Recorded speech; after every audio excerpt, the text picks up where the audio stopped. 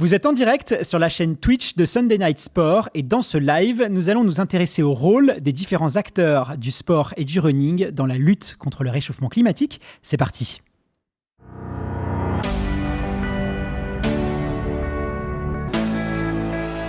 Bienvenue au Paris Running Festival, l'événement qui imagine le sport de demain pour le rendre plus durable et plus éco-responsable.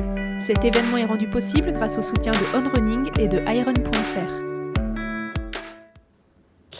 Bienvenue au Paris Running Festival et dans cet échange, nous allons nous intéresser aux différentes actions que le monde du sport peut mener pour lutter contre le réchauffement climatique. Et pour discuter de tout ça, j'ai le plaisir d'avoir à mes côtés Viviane Gut, directrice du département durabilité chez On Running. Bonjour Viviane, merci d'être avec nous aujourd'hui. Comment ça va ? Ça va très bien, merci. Ravi d'être ici. Et nous sommes aussi en compagnie, alors initialement ils devaient être avec nous, mais on est encore dans un contexte sanitaire un peu compliqué, donc ils seront exceptionnellement à distance. Messieurs, je vous salue et je vois que vous êtes sur mute déjà, donc n'hésitez pas à débrancher vos micros. Nous sommes en compagnie de l'ultra-trailleur Xavier Thévenard, qui a notamment remporté l'ultra-trail du Mont Blanc en 2013, 2015 et 2018. Xavier, merci beaucoup d'avoir accepté de participer à cet échange, à cette réflexion avec nous. Comment vas-tu ? Bien, super, merci. Merci pour l'accueil. Très content d'être à la table, derrière l'écran, bien sûr. Mais ça va très bien. Les courses reprennent et ça fait du baume au cœur. Et puis voilà. C'est vrai que on sent un peu la reprise et ça fait plaisir. Tu nous entends depuis où là actuellement ? Là, je suis dans le Haut-Doubs là et donc voilà, c'est dans le massif du Jura et puis bon c'est fou ce qu'on arrive à faire avec la technologie. En tout cas, sois la bienvenue parmi nous et nous sommes aussi en compagnie de Maël Besson, responsable du sport à l'ONG WWF, qui lutte pour la protection de l'environnement et le développement de la durabilité. Maël, merci d'avoir accepté aussi cette invitation. Alors je crois que toi tu vis à côté de Lyon. Comment ça va ?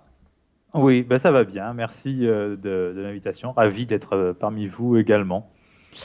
Vous n'êtes pas sans savoir que le monde du sport doit lui aussi faire face aux nouveaux enjeux écologiques. En effet, les coureurs et les coureuses sont malheureusement de plus en plus confrontés presque quotidiennement aux conséquences du réchauffement climatique, notamment à travers les pics de pollution. Alors même si toi, Xavier, ne pas trop être confronté à ce problème-là, mais en tout cas, nous, les urbains, ça fait malheureusement partie un peu de notre quotidien. Il y a aussi les températures qui explosent. Ça devient assez compliqué maintenant de préparer des marathons, des ultra-trails, des trails en septembre, octobre, parce que tout simplement, il faut s'entraîner l'été et il fait de plus en plus chaud. Je ne sais pas vous, mais moi, ça fait 3 ans que j'ai pu toucher mes affaires d'hiver, parce que les hivers, malheureusement, sont de moins en moins froids. Xavier, toi, en 2020, tu as rejoint la fondation Kilian Jornet aux côtés d'autres athlètes d'outdoor. Vous avez un peu mis vos rivalités de côté pour vous unir et défendre la nature. De plus, je crois qu'au-delà de cette fondation, tu es aussi l'un des sportifs français qui est le plus engagé en matière de protection de l'environnement. Pourquoi est-ce que tu as ressenti ce besoin de t'engager dans ce combat ? Pourquoi tout simplement parce que je trouve que ça va de soi. Aujourd'hui, si on regarde bien, moi, dans mon quotidien, dans ma vie de tous les jours, on va dire que ce qui me rend heureux, ce qui fait que je m'épanouis dans mon activité, c'est le milieu montagnard, c'est la nature, c'est tout cet environnement de faune et de flore qui évolue au fil de l'année. Et c'est grâce à ça que je me sens bien et donc je me suis dit à travers mon activité, qu'est-ce que je mets en place dans mon quotidien pour limiter mon impact, pour pas détériorer l'environnement qui me rend heureux.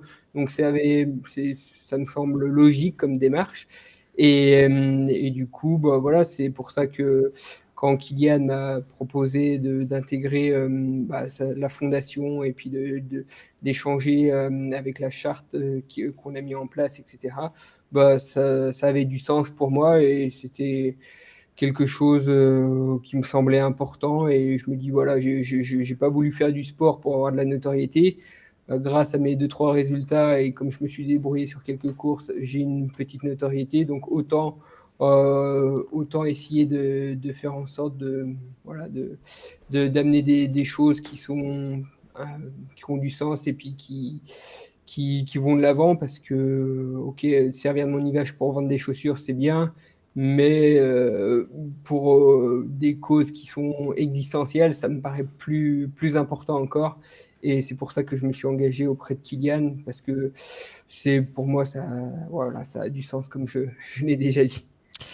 Viviane, je me tourne vers toi. Depuis 2019, tu as rejoint les équipes de l'équipementier On Running en tant que responsable qualité. Alors, c'est un nouveau métier dans le monde du sport et c'est encore assez méconnu du grand public. Concrètement, comment est-ce que tu peux nous expliquer quel est ton rôle et surtout tes missions au sein de la marque suisse? Concrètement, c'est quoi un responsable durabilité? En fait, ce qu'on essaie de faire, c'est vraiment de réduire l'empreinte environnementale qu'on a avec nos produits et notre opération. Donc, on essaie vraiment de réduire les émissions CO2, et les déchets, l'eau, regarder ou inventer des matériaux qui sont sans pétrole. Donc, on essaie vraiment en grand de réduire notre empreinte environnementale. Il y a une question que je me pose, c'est comment est-ce que ça se passe la cohabitation avec les équipes marketing et commerciales? Parce que des fois, ça doit être quand même un sacré challenge, voire le grand écart. Comment on arrive à corréler les enjeux business, parce que On Running, ça reste une entreprise, avec les enjeux durabilité? Qui a le dernier mot à la fin dans la réunion marketing? C'est une bonne question, j'espère que c'est moi. Non, je crois que le futur, il y a beaucoup de choses qui changent en moment. Et le futur, c'est vraiment la durabilité. On voit beaucoup des opportunités aussi pour le marketing. Je crois pour nous et pour moi, c'est vraiment important que d'abord on fait le travail, on essaye vraiment de réduire l'empreinte environnementale et après on peut raconter ces histoires. Il y a beaucoup des histoires super intéressantes sur les matériaux, comment réduire l'empreinte. Donc là, il y a beaucoup d'histoires qui vont venir aussi pour le côté marketing. Donc je crois on travaille très bien ensemble et le marketing ça sera aussi intéressé pour ce sujet dans le futur. Maëlle, depuis 1973, l'organisation non gouvernementale WWF France agit au quotidien dans la protection de l'environnement. Alors, vous êtes l'une des ONG les plus connues au monde, mais pas forcément sur les thématiques liées au sport. Depuis quelques années, vous avez décidé d'investir ce secteur-là. Pourquoi, en fait, pour quelles raisons WWF s'intéresse au sport? Pour une raison toute simple, c'est que le sport, il a un pouvoir d'influence qui est formidable. Si je fais très schématique, au WWF, on a 3 grands métiers. Le premier, pour lequel on est très connu, c'est la préservation des animaux, des espèces, des milieux naturels, pour lequel on a un certain nombre de programmes. Le deuxième métier, pour lequel on est assez connu aussi, c'est nos prises de parole, notre sensibilisation du grand public, via nos publications, nos rapports, nos alertes. Et puis un troisième métier qui est plus tourné sur la transformation de notre société et qui du coup tourne plus autour de l'influence et du plaidoyer auprès des décideurs politiques, auprès des décideurs économiques. Et le sport, c'est pas à vous que je vais l'apprendre, le sport a quand même une puissance de frappe, de sensibilisation, d'influence sur un certain nombre d'acteurs qui est très important. Donc c'est ce qu'on essaye de faire au WWF avec des partenariats avec l'Ultra Trail du Mont Blanc, avec la Ligue de football pro, avec des collaborations avec le ministère des Sports, avec Paris 2024, sur comment on peut exploiter cette dynamique-là du sport au service des enjeux environnementaux. Xavier, récemment, tu as décidé de plus disputer de courses à l'étranger, en tout cas celles qui nécessitent de se déplacer en avion afin de réduire au maximum ton impact carbone. Pourtant, le trail, et en particulier l'ultra trail, c'est souvent synonyme de grande aventure, de dépaysement, de voyage. Du coup, comment est-ce que cette annonce elle a été perçue dans le monde de l'ultra? Est-ce qu'elle a été bien comprise et surtout acceptée par tous, ou au contraire, elle a pu susciter peut-être de l'incompréhension chez certains, parce qu'on est tous concernés par les enjeux du réchauffement climatique, mais on ne se sent pas tous forcément concernés par ça. Ouais, après, j'ai envie de dire, peu importe ce que ça renvoie, je veux dire, moi, je fais ça par conviction parce que ça a du sens pour moi. Je fais pas ça pour avoir une belle image ou pour susciter la polémique. En plus, c'est pas du tout quand j'ai dit que je voulais plus prendre l'avion, c'était au travers d'une interview, mais ça avait pas du tout pour but derrière que ça crée réflexion et polémique. Et derrière, oui, ça a pris un peu. Mais à la base, c'était pas du tout pour ça. Et juste parce que je me disais, finalement, quand je regarde derrière la maison, il y a encore plein de choses que j'ai pas découvert. Et puis c'est incroyable quoi, la diversité qu'on peut avoir de paysages en peu de temps, juste soit en prenant un peu le vélo ou juste un peu la voiture, ne serait-ce qu'en France par exemple. Et puis après, pareil, des courses dans les Alpes ou en Europe, il y en a vraiment beaucoup. Et puis quand je fais le constat de voir si de courir aux États-Unis ou au Japon, ça me rend plus heureux que de courir en Europe ou à proximité de la maison, bah, je me dis non, c'est ok, c'est beau, mais c'est pas un besoin primaire, quoi. Je peux largement m'en passer. Et puis voilà, donc c'est venu de là. Je veux dire, il y a- aujourd'hui, c'est un peu le problème, c'est que dans notre société, on veut toujours avoir un peu plus, être toujours un peu plus dans le confort, dans le modernisme. Et puis finalement, si on a des besoins simples qui détériorent pas notre environnement, bah pareil, voilà, on peut s'épanouir et il n'y a pas besoin d'aller faire 15 000 bornes d'avion pour courir 160 km. Mais après, ça, c'est juste pour moi. Je veux dire, moi, ça me contraint en rien. J'ai aucune obligation, aucune contrainte par rapport à ça. S'il y en a qui peuvent pas s'en empêcher, s'il y en a qui ont besoin de le faire, et ben qu'ils aillent et qu'ils y aillent. C'est juste une réflexion personnelle à avoir, une introspection, et tant que ça a du sens pour soi, faut foncer. En plus, derrière, moi, voilà, comme je le disais, j'ai aucune obligation par rapport à mes partenaires d'aller à l'autre bout de la planète pour courir. Donc, c'est tout bénéfique. Et derrière, je sais que j'aurai une empreinte qui sera moins marquée. Donc voilà, quoi, autant se passer de prendre l'avion, quoi. Et puis au moins, je passerai pas mon temps dans les aéroports, dans les longs courriers. Et puis tout ce temps-là, bah, je le gagne autrement à courir, à aller dans la montagne. Et puis voilà. Bon, et puis c'est vrai qu'en France, on a quand même la chance d'avoir plein de paysages, plein de possibilités pour pouvoir s'amuser. C'est un pays qui est quand même avec une géographie extrêmement diversifiée. Mais je le disais tout à l'heure, la plupart tous les sportifs sont concernés par les enjeux autour du réchauffement climatique. Avec WWF, vous avez mené une étude pour mesurer les impacts du réchauffement climatique sur le sport et les sportifs. Alors cette étude va sortir prochainement, je crois. Mais concrètement, si on n'inverse pas la tendance, comment le monde du sport risque de vivre ce réchauffement climatique? Parce que c'est pas forcément évident. Quand on pense running, évidemment, c'est un sport qui a un impact carbone assez limité par rapport à d'autres sports et même par rapport à l'industrie ou à l'automobile. Alors là, c'est vraiment presque peanuts. Mais comment ça va jouer sur nous en tant que sportifs si on fait rien?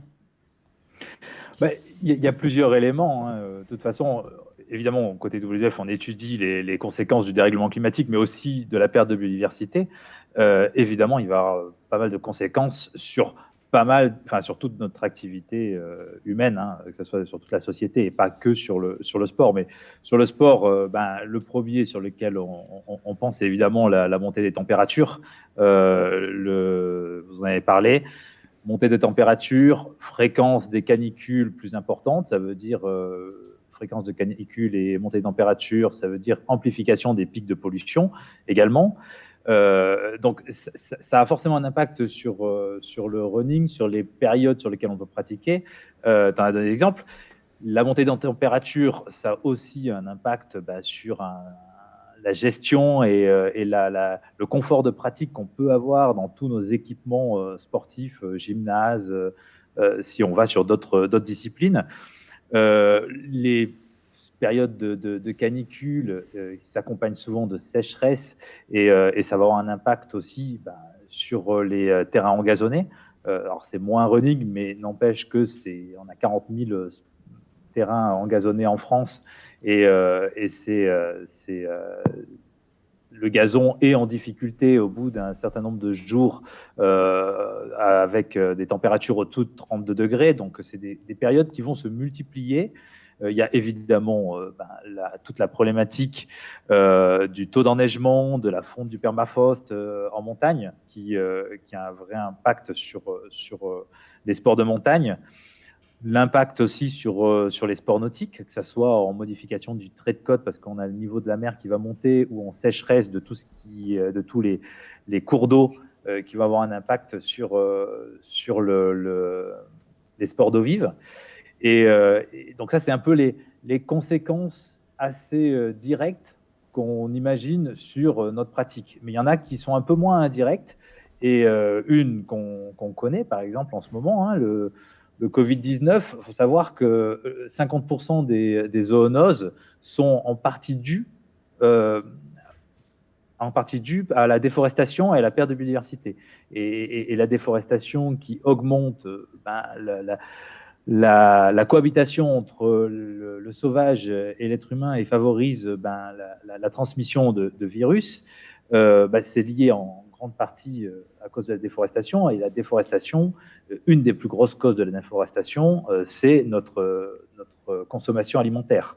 Vous savez qu'aujourd'hui, ce qu'on consomme, même en France, même en produits français, a certainement un impact sur la déforestation à l'autre bout de la planète, parce qu'il a fallu cultiver des céréales pour pouvoir alimenter notre bétail, nourrir notre bétail, et tout ça. Donc il y a des conséquences comme ça qui sont un peu moins directes, mais qui ont une conséquence profonde pour l'activité sportive. Et plus on va avoir ces conséquences, on va vivre ces conséquences de manière globale, plus il va y avoir une acceptabilité de la population à des comportements qui ne sont pas respectueux. C'est-à-dire qu'on le voit pour certains grands événements, l'acceptabilité de la population d'avoir beaucoup de transports aériens, avoir un gros bilan carbone, est de moins en moins acceptable parce qu'on vit les conséquences de ces dérèglements. Donc il y a une question quand même à se poser sur les conséquences de nos propres comportements sur le sport. Donc, finalement, le sport a tout intérêt à être le premier défenseur du climat et de la biodiversité s'il veut pouvoir avoir un contexte environnemental, mais pas qu'environnemental, social. On a pondu un rapport sur l'impact du dérèglement climatique sur la sécurité et la stabilité de la France.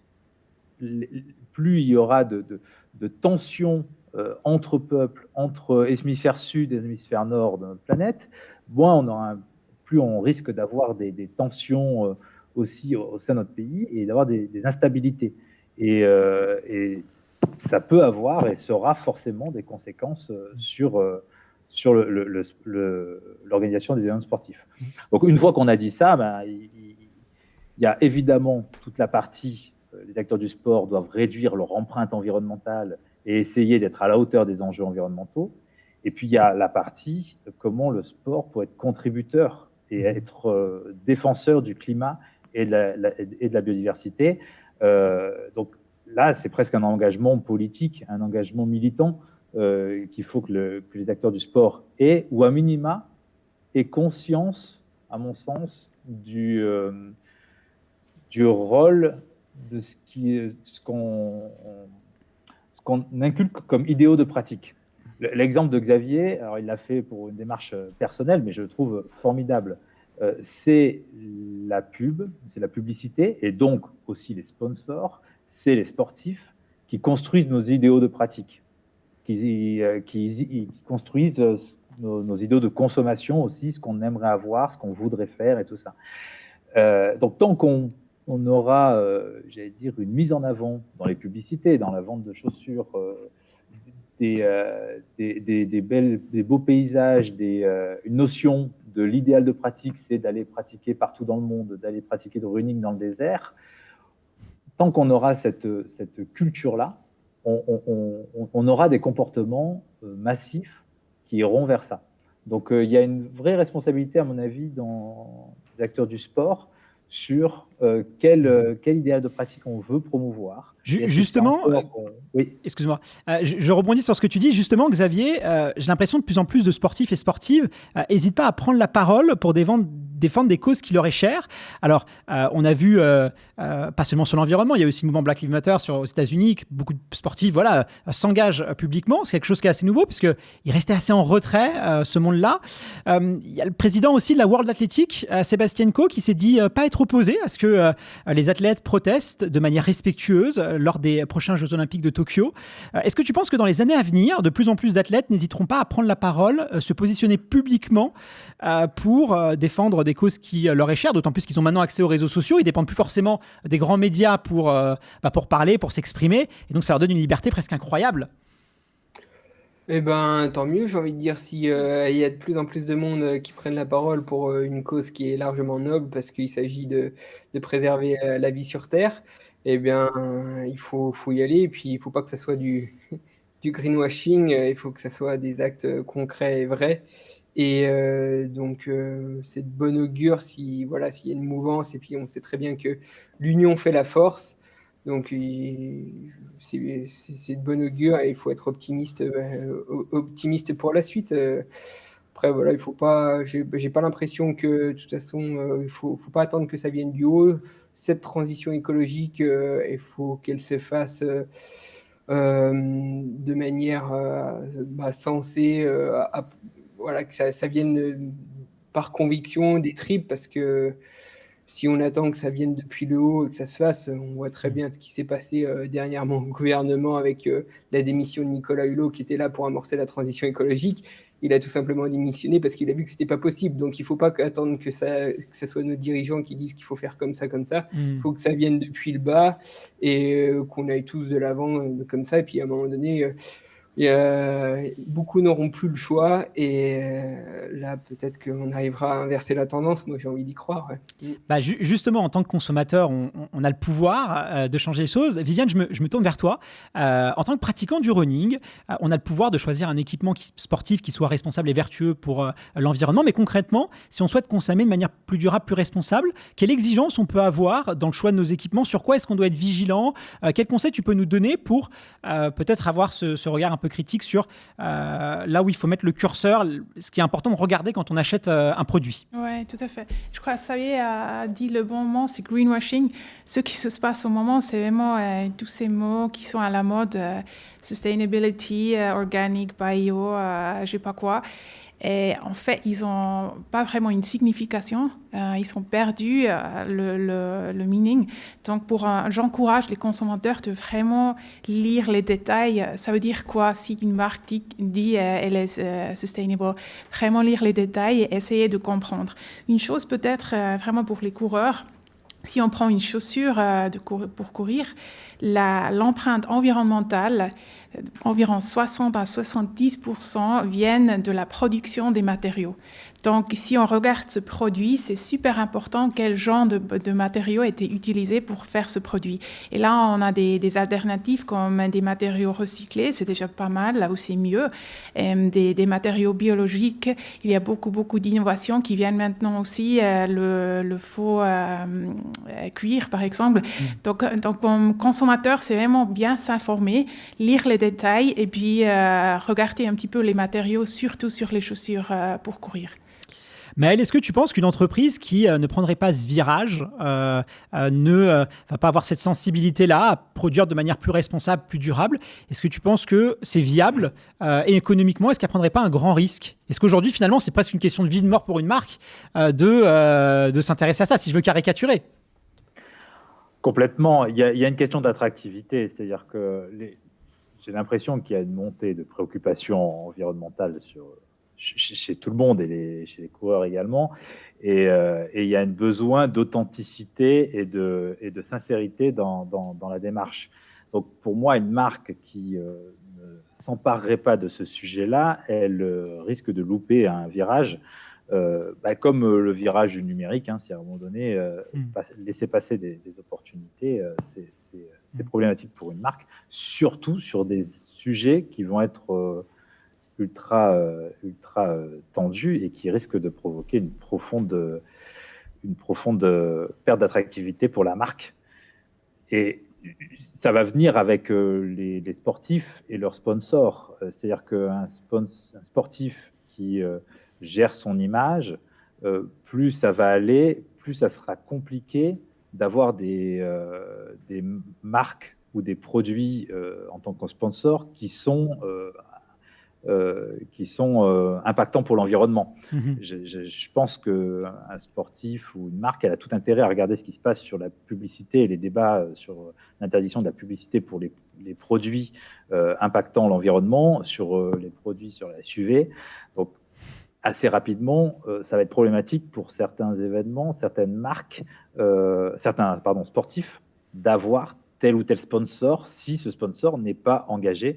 Et l'exemple le plus connu, c'est Paris 2024 et Total, qui, pour des raisons d'image, c'était compliqué de l'avoir en tant que partenaire. C'est intéressant la parallèle que tu fais avec le digital, et on peut aussi comparer avec l'industrie automobile. On a vu certains grands constructeurs sortir des gros SUV et connaître beaucoup de succès. Et puis finalement, aujourd'hui, ça devient de plus en plus compliqué de rouler en SUV dans une grande ville, tout simplement parce qu'il y a la pression sociale. Et que, on voit bien, celles qui n'ont pas pris le virage électrique, ça va devenir de plus en plus compliqué sur soi. Même avec le meilleur marketing qu'on peut avoir, la pression sociale, tu ne peux pas forcément lutter contre ça. Donc si ce n'est pas valorisant pour une personne, ou si ça vient, si tu portes une certaine marque qui a des valeurs qui ne sont pas forcément top, ça va forcément porter sur le consommateur. Donc c'est hyper important de pouvoir lutter contre ça. Je me tourne vers toi, Viviane, parce qu'il y a une question qui est assez centrale et qui revient de plus en plus chez les coureurs. C'est la question de la durabilité des chaussures. C'est vrai que pendant très longtemps, les équipementiers en général ont cherché évidemment à faire des chaussures qui soient le plus performant possible. Donc, qui dit performance dit légèreté, parce qu'on sait qu'il y a une corrélation directe entre la légèreté et la performance. Mais ça a été un peu aux dépens de la durabilité. Tous les coureurs, en tout cas cette impression-là, je ne sais pas si elle est vraie ou pas, mais que les chaussures sont un peu moins résistantes qu'avant. Est-ce que, selon toi, il n'y a pas de compromis possible, ou il y en a un, entre performance, développement durable, durabilité? Est-ce que c'est forcément des choses qu'on doit mettre en opposition? Non, pas du tout. Je crois que c'est vraiment le futur va seulement marcher si on met les deux choses ensemble. Donc vraiment, aussi nous, chez On, on veut montrer que c'est possible qu'un consommateur doit plus se décider soit une chaussure performante ou soit une chaussure qui est durable. Donc on essaie vraiment de mettre ces deux choses ensemble. Il y a beaucoup de choses qui viennent maintenant sur le marché. On a par exemple utilisé un matériau qui est super durable et en même temps, c'est aussi super performante. Donc là, on voit vraiment des opportunités qui viennent. Et là, je crois que le futur va être bien parce que beaucoup d'innovations travaillent sur ce sujet. Et je crois en futur, le consommateur doit plus se décider entre un et deux. Ouais.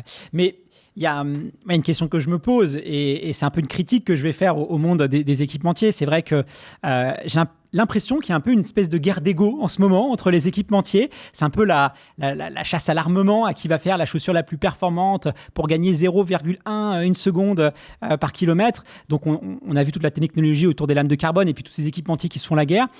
Mais finalement, est-ce que c'est vraiment corrélé à des attentes du consommateur? Il y a une étude qui a été réalisée par l'Union Sport Cycle, Sport Heroes, qu'on m'a révélée tout à l'heure, que j'ai appris. 85% des coureurs se disent pas intéressés par ces chaussures à lame de carbone. Alors, est-ce que finalement, il n'y a pas une perception qui est biaisée? Et aujourd'hui, ce que les gens veulent, c'est du confort, c'est de la polyvalence, c'est de la durabilité, c'est de la performance, mais pas que aussi. Ouais. Non, je suis complètement d'accord. Je crois qu'il faut vraiment plutôt bouger un petit peu le focus et vraiment offrir des produits qui sont plus durables. Je crois la discussion sur la performance, c'était important jusqu'à maintenant. Il y a toujours une petite pourcentage qui aime, qui cherche ça. Mais le futur, c'est aussi, comme Xavier a dit, c'est vraiment la durabilité. Je crois comme boîte, comme nous, on crée des produits. C'est plus vraiment une opportunité si on veut faire ça ou pas. C'est un devoir. Et si on ne le fait pas aujourd'hui, on va perdre. Donc pour nous, je crois que c'est aussi une question de marketing. Je reviens sur ce que j'ai dit avant. Le greenwashing, ça vient avec un petit peu, je crois, au moment ce qui se passe dans l'industrie. Les marques cherchent un petit peu le langage, comment on parle sur la durabilité. C'est un petit peu plus complexe ou plus difficile que seulement parler ou expliquer une chaussure qui est high performant. Donc là, je crois qu'on va voir beaucoup de changements et il faut aussi apprendre comment on parle aux consommateurs, comment on explique ce sujet qui est quand même assez complexe. Xavier, je me tourne vers toi. Comment tu choisis tes chaussures, toi? Est-ce que la performance est le premier critère? Est-ce que tu suis un peu toute cette technologie autour de lame de carbone qui est pas encore un vrai sujet dans l'ultra-trail, mais peut-être qu'elle va arriver un jour. Toi, c'est quoi le regard que tu portes autour de tout ça, ces chaussures qui sont moins en moins durables? C'est quoi ton avis par rapport à tout ça? C'est sûr que, bon, nous en ultra trail, les lames de carbone, ça ne nous correspond pas forcément parce que on n'est jamais sur le même parcours et ça change tout le temps. Il y a de la polyvalence, donc je pense pas que ça soit une chose intéressante. C'est pas très cadré, quoi. Et puis en plus de ça, sur notre pratique d'ultra, finalement, on peut pas en faire tous les week-ends parce que c'est assez traumatisant et du coup, des chaussures qui ont besoin peut-être d'être un peu plus performantes, ben, ça va se limiter peut-être à 2-3 ultras dans une année, donc ce qui est assez dérisoire sur l'ensemble d'une année. Mais moi, j'ai pas les mêmes chaussures que j'utilise, par exemple, lors de mes sorties longues à l'entraînement et les chaussures que je vais avoir sur des courses. Donc, c'est sûr que mes chaussures que j'utilise sur des courses, elles sont peut-être un peu plus fragiles parce que un peu plus légères. Et puis, c'est sûr que quand on va courir 170 km, moi, je connais, voilà, c'est assez traumatisant pour la chaussure. Il y a beaucoup de technicité, des passages aussi rocheux, donc ça peut la détériorer. Mais voilà, donc à la fin, quand même, j'utilise très peu de chaussures. Et puis, j'essaye moi, dans ma démarche, en tout cas, d'en prendre soin, on va dire, juste en leur passant un petit coup d'eau après, parce que s'il y a de la terre dessus, que ça durcit un peu le mèche, bah, ça va le fragiliser. Donc, pour les amener un peu plus loin, j'essaye d'en prendre soin, quoi. Et puis après, bon, sur des sorties longue distance à l'entraînement, globalement, je suis très satisfait. Et voilà. Mais c'est pas évident, j'imagine, quand on est un équipementier, parce que développer une chaussure, développer une technologie, ça prend énormément de temps, surtout quand on est sur de la haute performance. Aujourd'hui, les équipementiers arrivent quand même à sortir des équipements qui sont d'une très grande qualité et qui préservent aussi musculairement les athlètes. Mais les attentes des consommateurs évoluent et bougent toujours. Et donc, du coup, c'est vrai peut-être que la technologie, elle a du mal des fois à suivre ou à être coordonnée, ou dès que quelque chose fonctionne, l'attente, elle est dirigée vers autre part. Donc, c'est vrai que c'est des challenges que doivent surmonter les marques et qui ne sont pas forcément évidents, parce que voilà, il faut être présent sur tous les fronts. Il y a une question aussi qui se pose, c'est le recyclage des équipements sportifs. Par exemple, je ne sais pas si vous saviez, mais 30% des coureurs en France stockent chez eux leur ancienne paire de chaussures usagées. Alors, c'est peut-être parce que tout simplement, ils ne savent pas quoi en faire, mais on vit dans des appartements plus parisiens, dans des grandes villes qui sont de plus en plus petits, donc stocker toutes ces chaussures, ça devient quand même problématique. Et on trie de plus en plus nos déchets. Le verre, je le mets dans la poubelle en verre, le carton dans la poubelle en carton. La chaussure, dans quelle poubelle je la mets, je ne sais pas. Donc on ne sait pas, on les garde chez nous. Et j'ai pas l'impression qu'il y ait des vraies propositions qui sont faites autour de ce recyclage. Pourquoi ? Tout simplement, quand j'achète une nouvelle paire de chaussures, je ne peux pas déposer l'ancienne. Pourquoi voilà. Est-ce que c'est vraiment au fond d'une poubelle que doit finir une paire de chaussures de coureur usagée ? Viviane, qu'est-ce que tu en penses ? Ouais, très bonne question. Je crois que ce qui se passait jusque maintenant, c'est comme marque, on s'est focusé sur produire un produit qui est plus durable. Et là, on a vraiment manqué un petit peu la deuxième partie qui est assez importante aussi. Qu'est-ce qui se passe avec le produit après, après que c'est utilisé, on n'a plus besoin. Et là, maintenant, il faut vraiment, vraiment travailler là-dessus parce que c'est vraiment un grand problème. Et là, je vois le futur plutôt aussi des grandes collaborations entre les marques parce que ça ne fait pas de sens si une marque a un système et une autre a un autre système. Là, il faut vraiment travailler ensemble et créer des systèmes pour faciliter aux consommateurs qu'il peut redonner les produits. Et je crois quelque chose qu'on vient de faire, nous, avec Cyclone, c'est le premier produit. On a déjà tout installé, toute la logistique pour reprendre la chaussure, pour la recycler et réutiliser. Donc là, dans le futur, pour moi, c'est très clair, la marque a aussi la responsabilité de recycler les chaussures et ça devrait être si facile, comme tu viens de dire, jeter un verre ou quelque chose comme ça. Donc ça, c'est vraiment un problème qu'il faut s'occuper dans le prochain futur parce que c'est un problème assez grand. Xavier, tu fais quoi de tes vieilles paires usagées, toi ? Il y en a une pour le jardin, une pour le bricolage. Et puis sinon, j'en passe beaucoup à Emmaüs. Je pense Mais celles qui sont vraiment, qui sont un peu, où les mousses affaiblies et tout, mais qui sont pas, qui n'ont pas trop forcément, ça, j'essaie de les mettre à Emmaüs. Voilà. Merci infiniment à vous trois pour cet échange. On vous donne rendez-vous dans quelques instants. Vous allez retrouver un live au sujet de la lutte contre la sédentarité. Xavier, on te retrouve sur quoi la prochaine compétition ? Dans un mois, là, il y a le Lavaredo en Italie. Donc voilà, ça sera le prochain. Bon, bah écoute, on te souhaite que le meilleur. Merci Maël, Merci. merci Xavier, merci Viviane. Merci. Et puis je vous dis à très bientôt. À bientôt. Merci. Merci. Au revoir.